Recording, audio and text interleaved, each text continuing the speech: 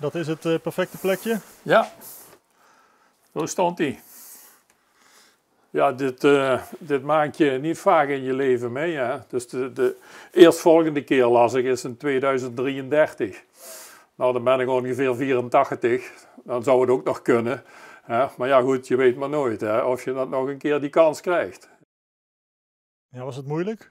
Het is toch een beetje experimenteren om goede foto's te krijgen. De draaiing van de aarde, zeker met zo'n sterke telelens, dat merk je echt wel. Hij is binnen een halve minuut is hij al uit het beeld verdwenen, de maan. Ja, dus moet je toch een vrij redelijk hoge sluitertijd hebben.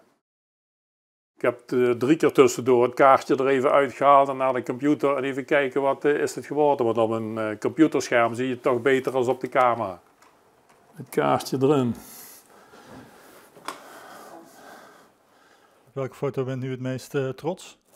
Deze, ik vind dit de mooiste. Ja. Je ziet hier nog een beetje die lichte kant en dan zie je echt dat mooie rode. Daar heeft hij al een paar dagen over gepraat dat ik dus dat ga doen.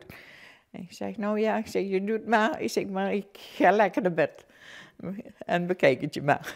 Ik ben blij dat ik ervoor opgebleven ben. Dus dat beetje slaap heb ik er graag voor ingeleverd. Ja. En dan vannacht vroeg naar bed? Dat halen we vanavond wel in. Ja, ja zeker.